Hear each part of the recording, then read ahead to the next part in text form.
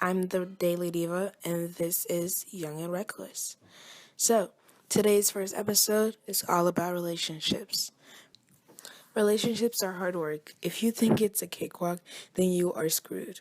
But there is a very wide scope when it comes to relationships. I could be talking about you and your significant other, friendships, and of course, family. No matter the circumstance, a relationship takes two people to make it work. This episode, we are talking about the different relationships, what it takes to make it a success, and what mistakes, especially being young, you do not want to make. Welcome to Young and Reckless.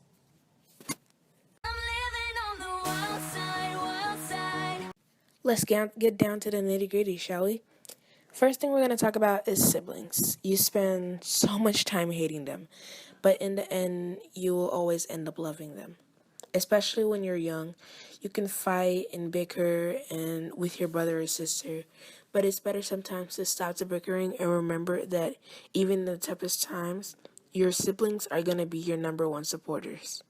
Me and my brother, we argue all the time, but in the end, he has my back and I have his. They're there for you, so don't make the mistakes of making small arguments escalate into I will never speak to you again. Because for one thing, you are lucky to have them, and you never know when you might lose them. So make sure the time that you spend with them counts. Stop arguing, stop bickering, and tell your brother or sister that you love them because you don't know when circumstances might change and you guys might not even speak.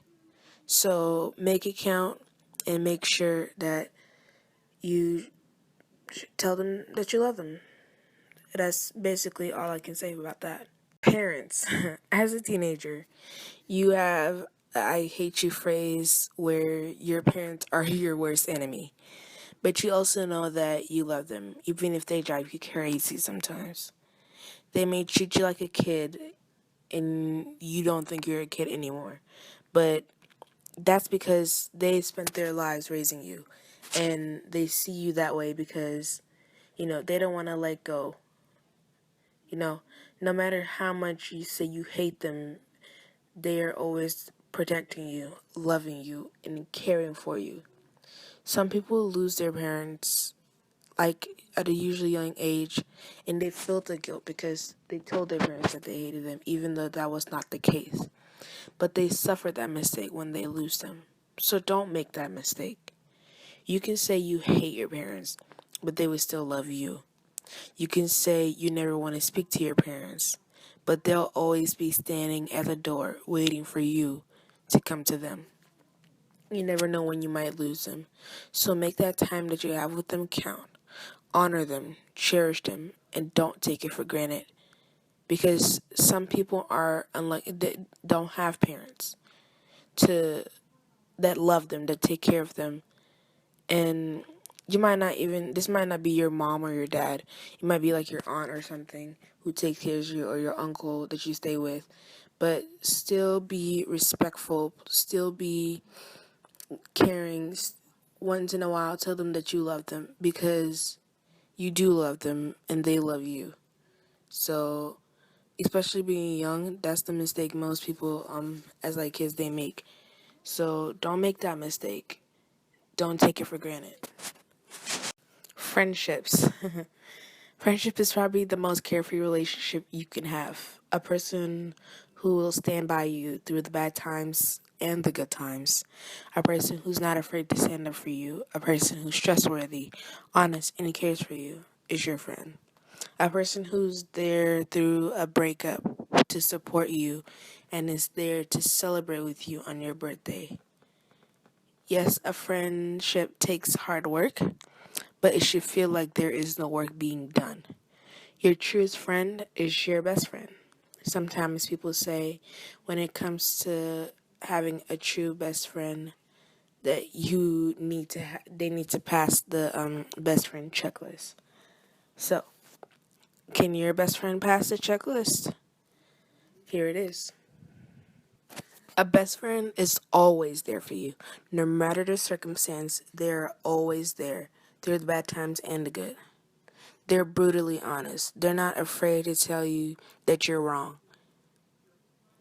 They understand you more than anyone else in the world.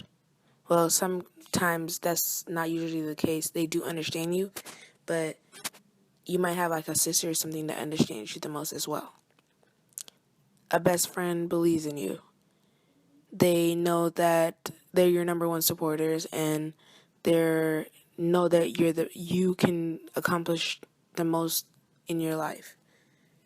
And a best friend is trustworthy. You should be able to tell them your deepest, darkest secrets, and they'll be able to keep it.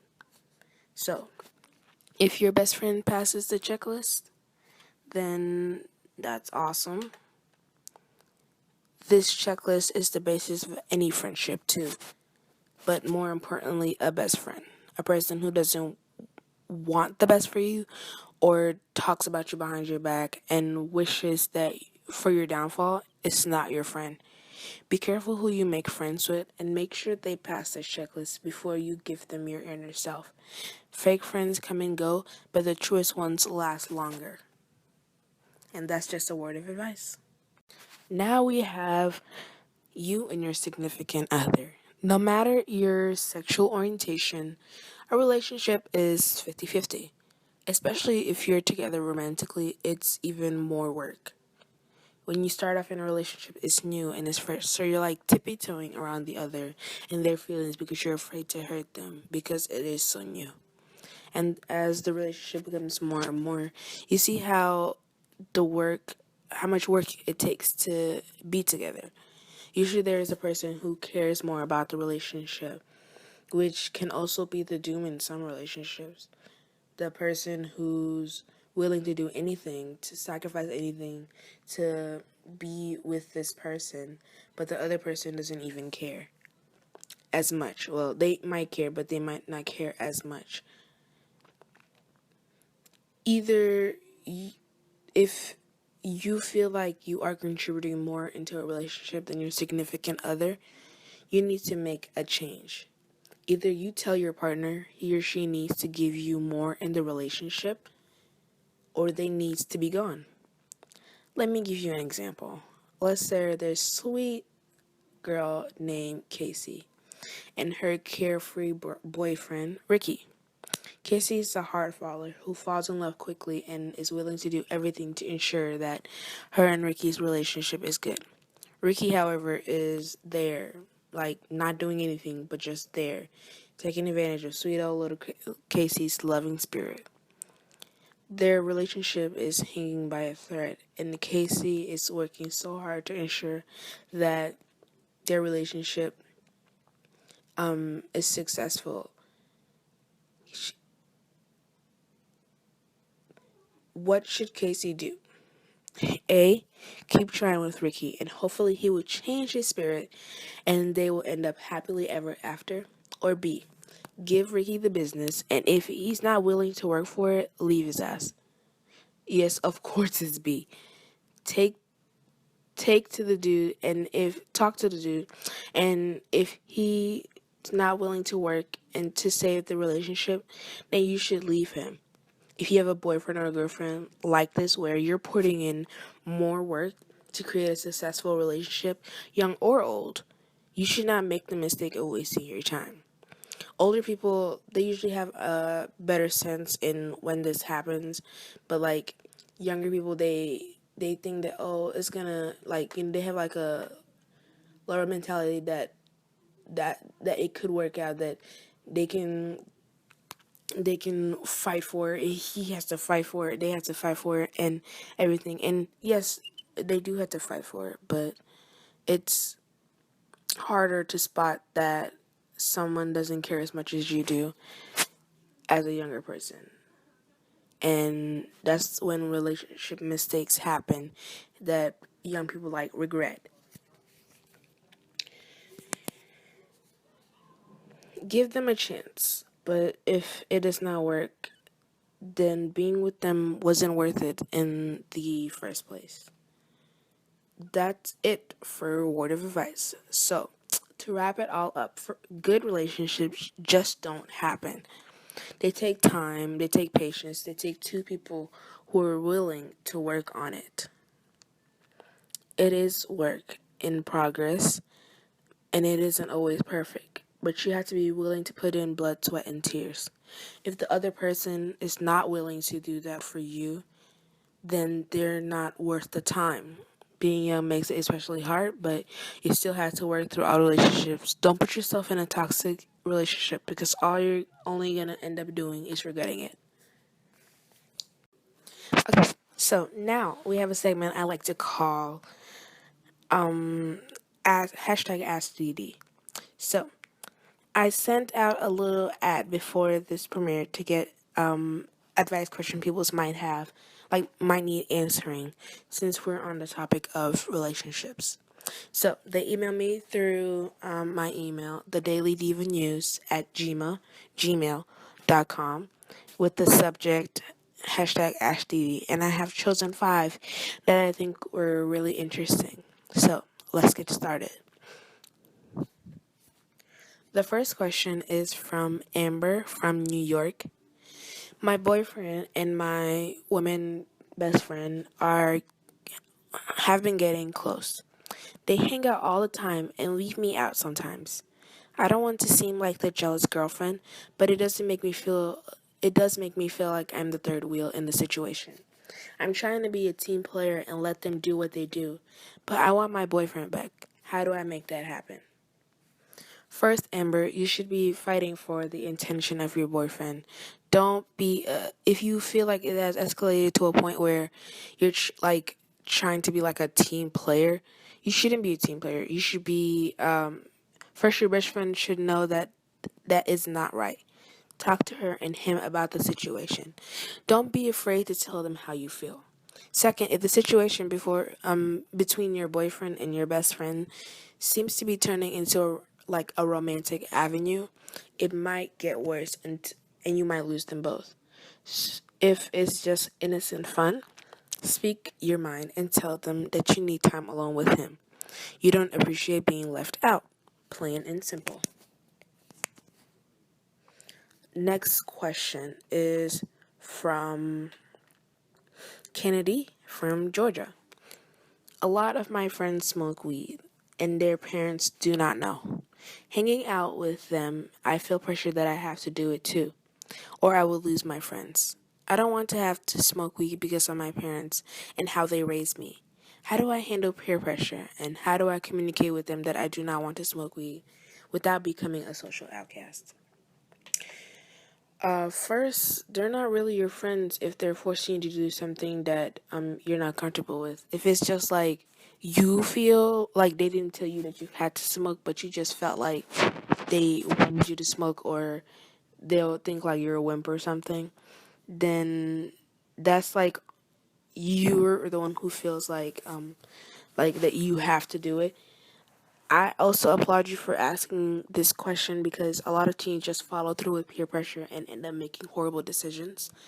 The best course of action is to just be straightforward and say no. Say, listen, guys, I don't want to smoke. And if they tease you and call you a wimp, then they're not really your friends. You should find a circle of friends you are comfortable with.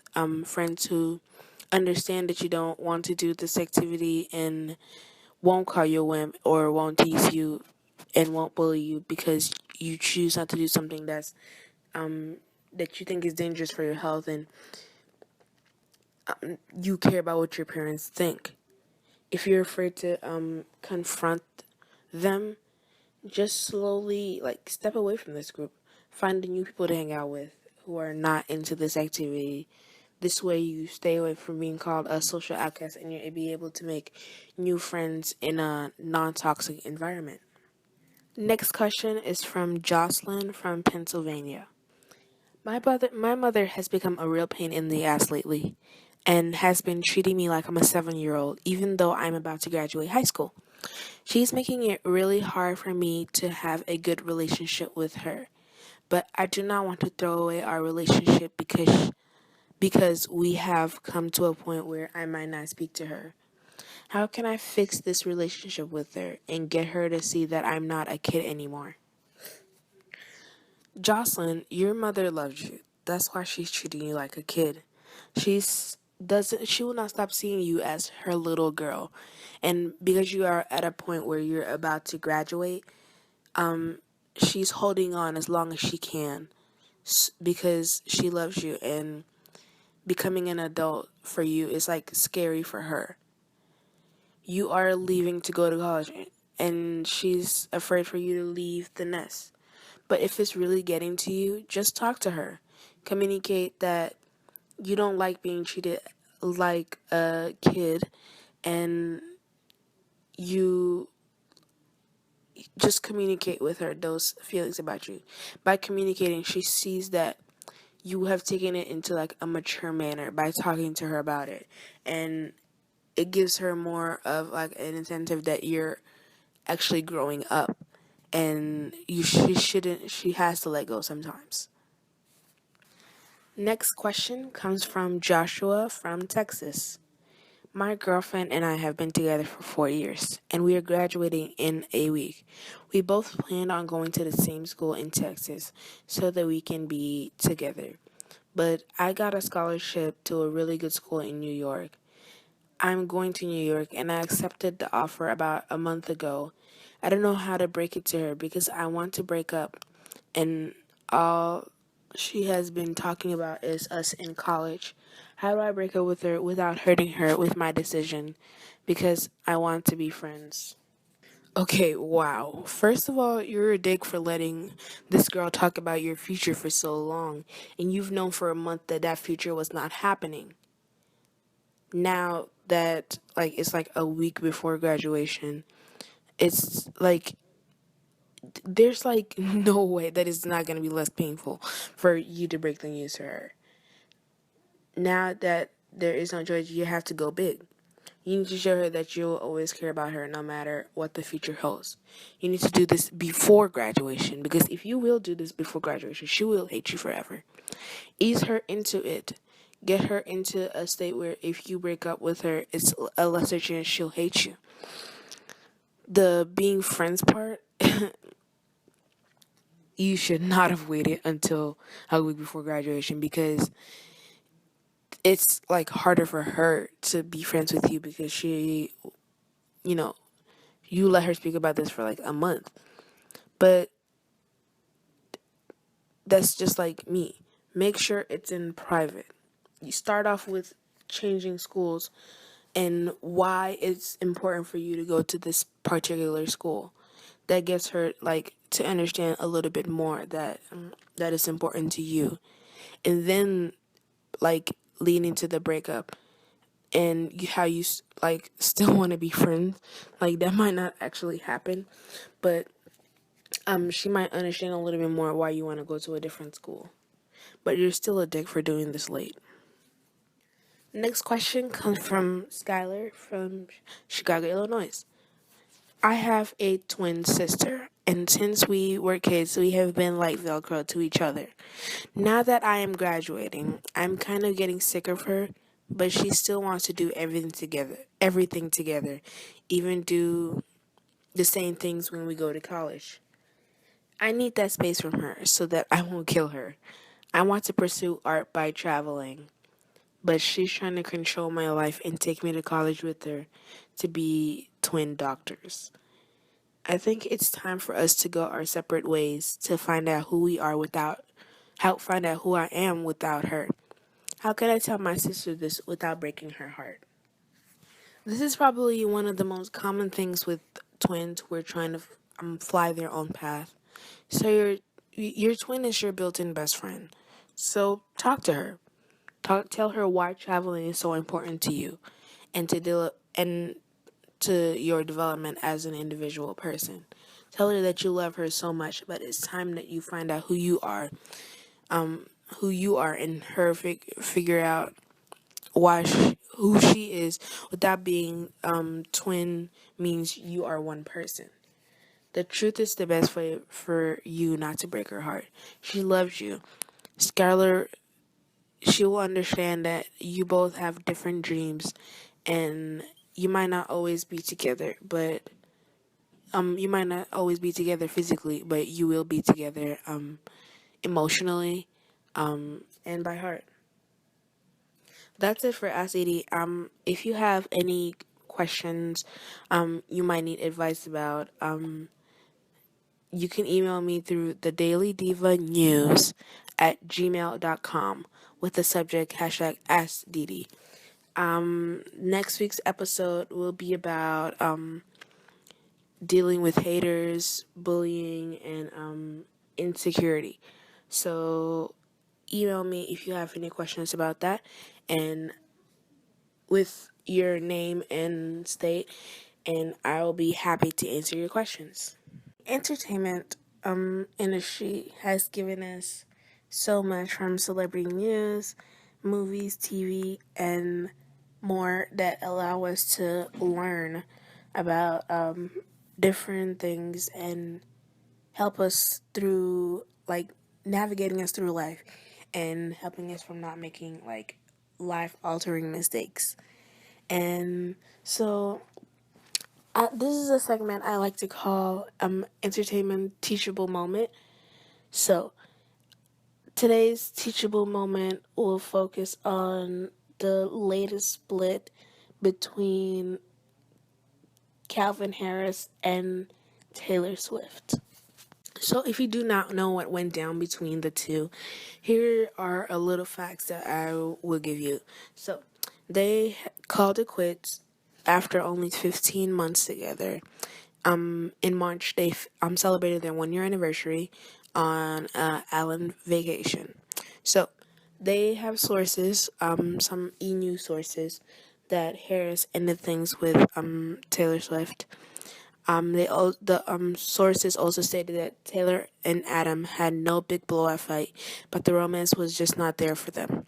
Adam is the one that ended it. It was all done in a very mature fashion. Taylor is pretty upset, but they are still in communication.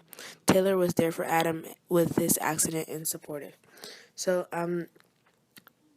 Adam is Calvin Harris. That's his real name, and he recently did get into a car accident, and Taylor was there to helping him and supporting him. But there were rumors that the DJ was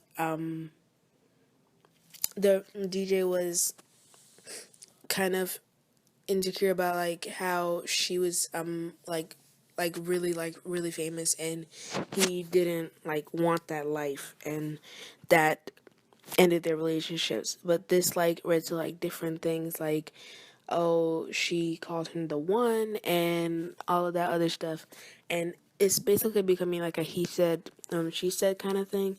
He did comment on it and said their relationship was like full of love and respect for one another. And Taylor also retweeted that tweet.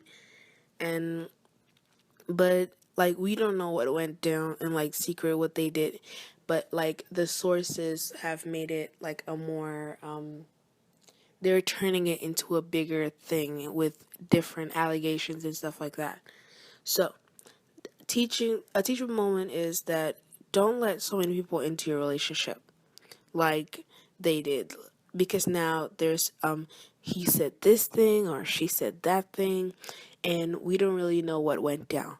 So, as entertainment teachable moment, make sure that there is constant communication, and the way their relationship ended with like, maturity and respect. That's how you end a true like relationship. Don't make it a bigger deal.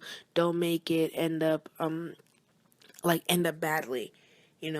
Try to keep it as clean as possible, and just don't like put so many people into your business, because in the end they will end up ruining like a friendship that could happen in the end because of rumors and gossip and lies and stuff like that.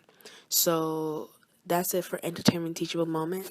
And make sure that when you do have a relationship and you think that like if the romance is not there and you do love this person, but the relationship is just not working, don't allow other people to commentate on your relationship like it ended this way because, oh, she didn't want that or he didn't want this. Oh, but oh no, she's not right, or this some like don't make it like a toxic ending.